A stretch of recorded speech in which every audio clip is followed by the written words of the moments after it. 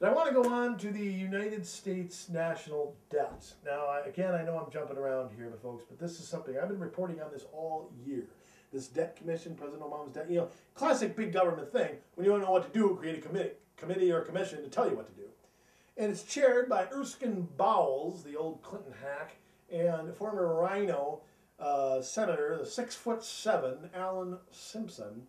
The United States debt deficit, as old Jim Sasser used to call it, is $13.8 trillion, $1.3 trillion alone the next fiscal year. And Greta Van Sustren had Mr. Bowles and Simpson on her program a couple of weeks ago, and I want to play some clips here and give some analysis of, maybe read between the lines, tell you what they don't talk about. That's actually in their report that just came out.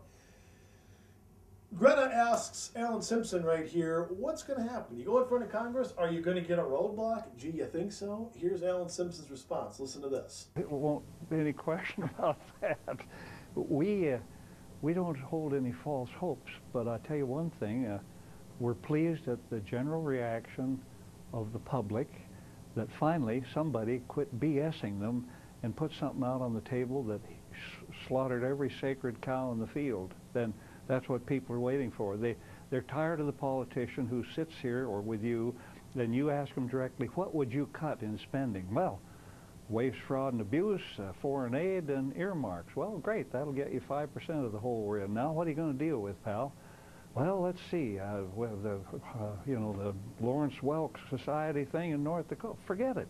You got to go where the meat is, and the meat is Medicare, Medicaid, Social Security, not balancing the budget on the backs of Social Security, just making it solvent for 75 years. And boy, this is tough duty. Huh. Waste, fraud, and abuse and earmarks is 5%. Well, what's 5% of $13.8 trillion? That's a lot of money. I mean, I went to Cooper, so I can't calculate it in my head, but I mean, that's a ton of money. And first off, no Congress is going to get rid of earmarks. I'm sorry to tell you this, and I admire the Republicans who are trying to push this. And Mr. Simpson, of course, you were in the Senate, what, 18 years? You had chances, plenty of chances to get rid of earmarks. But earmarks is how Democrats built their majority over the long 40 years they were in charge. It was, I got you that school, I built you that bridge, I built you that water project, I built that building. There's so many people in Congress who think their job is to take other people's money and bring it home. And I'm skeptical that can happen. But the whole idea, waste, fraud, and abuse. I mean, 5% of $13.8 trillion, that's a lot of dough. That ain't nothing, Mr. Simpson. I'm sorry to tell you, but if we could cut it like that, we should have done it a long time ago. So I'm a little skeptical here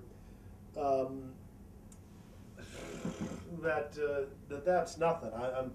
I agree that we have to do more than that, but the idea that cutting all that stuff out, and if we know how much money is spent in waste, fraud, and abuse, why isn't we haven't done anything about it?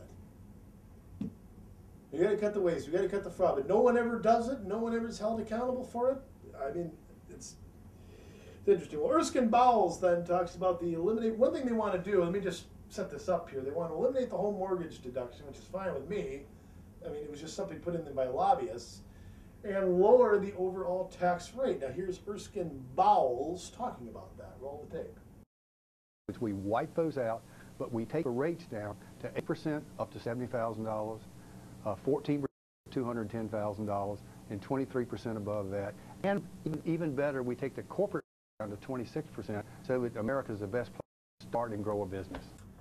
Okay, now on the one hand, ladies and gentlemen, I agree with Mr. Bowles that these tax credits have become abusive. Our tax code is way too big, it's way too complex, but I'm telling you, it's not going to be that simple to get rid of these tax credits.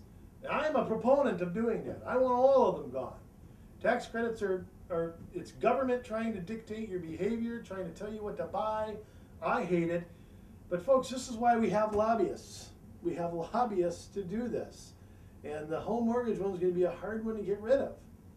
But I agree that it has to be done. 1.1 trillion in what did Bowles call it? Yeah, your tax earmarks or something. It shows you how big this problem is, though.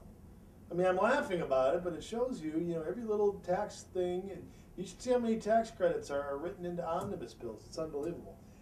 Now, here's the thing where I have to take issue. Now, I agree a lot with what they've said so far.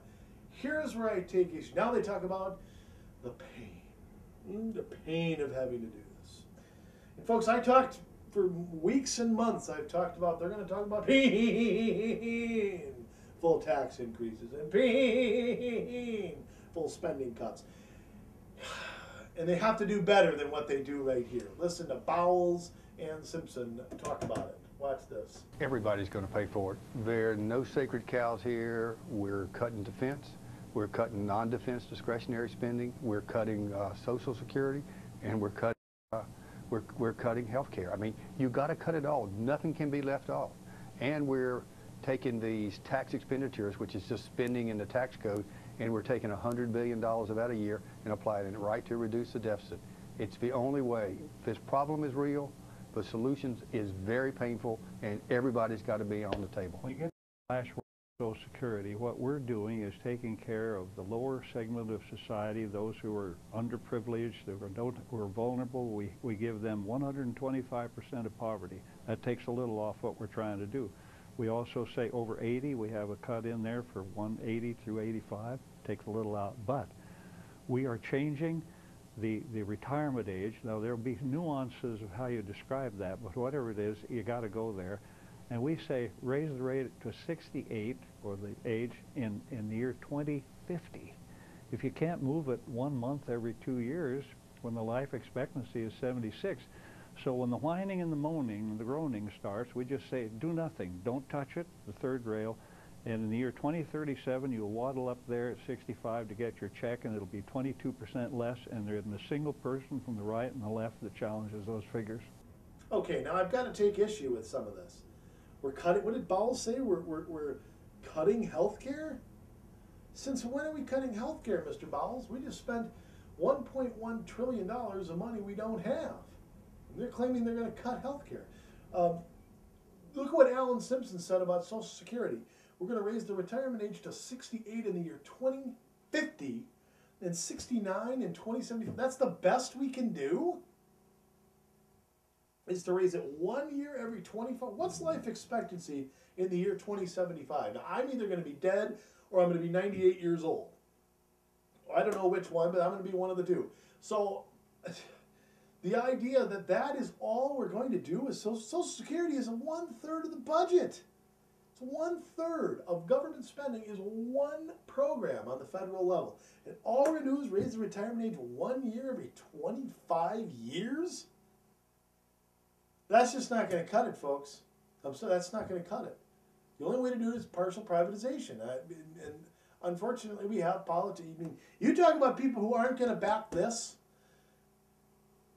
Privatizing Social Security is the only way we're going to save it. It's the only way to ensure that it keeps going and going. It's a Ponzi scheme because they've spent all the money. But there's also a few other things in this that they're not talking about. One is the gas tax hike. Of course, why does everyone want to tax gas? Why? I mean, is gas not expensive enough? I mean, seriously. The state of Minnesota's raised it. Obama's talked about it. What do we need to raise taxes? And plus, that's a regressive tax. Hurts all those lower and middle income people the Democrats supposedly care about, supposedly represent, but they'll throw under the bus if they have to. I mean, folks, I like the idea of getting rid of the tax credits and lowering the tax rates and the corporate rates. I don't like a lot of the rest of this, so it's going to be interesting to see what happens, but I think we need entitlement reform, we need change, we need privatization. We are not going to, we talk about a $13.8 trillion deficit. Do you know Medicare and Social Security, do you know what we owe American citizens? $22 trillion of money we don't have. We owe to future recipients. That has to be dealt with. They don't deal with it. They don't deal with it at all. Raising the retirement age, zippity-doo-dah. That doesn't solve the problem. It puts it off another 50 years. And, you know, we'll all be dead and gone by then, but that's not the goal.